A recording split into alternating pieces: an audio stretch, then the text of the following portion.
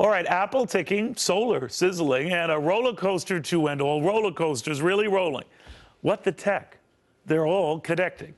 The trends we see that we think you should see too before anyone else even knows it's around, before anyone else even sees the dots, let alone connects those dots. Why the tech would anyone not watch What the Tech? Beginning with this opening item. I don't know if you heard, but Apple just introduced watches. That you know. And that exactly wasn't a secret. But is Apple making a mistake trying to please everyone from the low end, if you can call it that, at $350 for one of these things, to the ultra high end?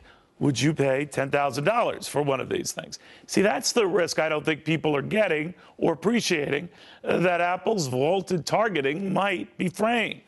Is it? Let's ask tech watcher extraordinaire, Chris Ruby. Chris, they're all over the map on this. The price map, the offering map. I'm not saying that's good or bad, but it is confusing. What do you think? You know what? I think this is a good move for Apple. I think that this is the way of the future and where we need to be going with wearable technology. So yes, they are. Well, what if we're not into wearable technology? I think there's going to be a time when people don't have a choice.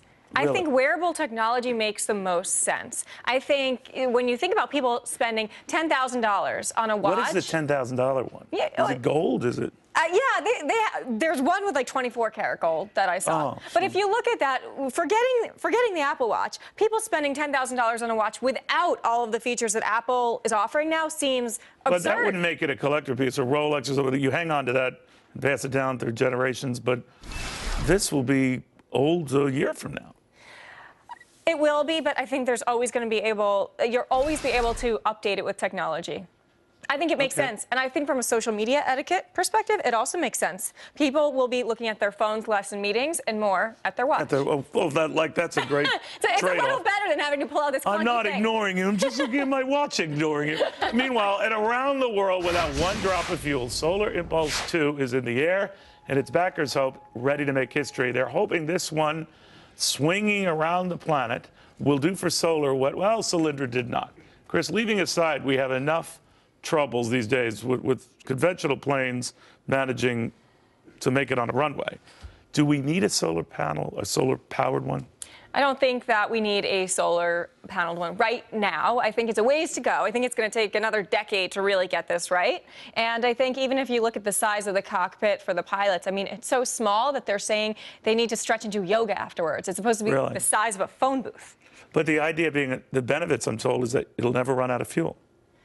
Yeah. Which could come in handy. It could come in handy, but we're a ways to go with it. Yeah. And it seems to be just for really thin people. So that kind of rules me out.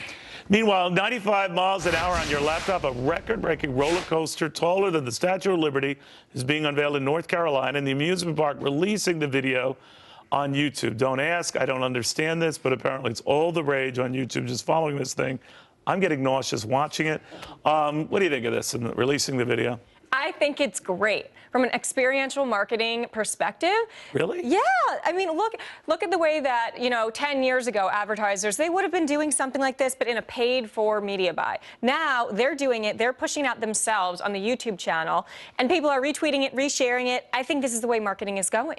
People want to, it's personalized. All right, but you're marketing what? In this case, a cool roller coaster, right? Yes. But how would this be applicable in other venues? Well, people in other venues, they could be showcasing what the actual user-based experience is, which is for any venue. Maybe iWatch, they should have done this at Apple, right? Something like this to show it. Yes, exactly. Like how you could pay $10,000 for an iWatch. All right. People will pay it. People will pay it. All right. Thank you, Chris, very, very much. By the way,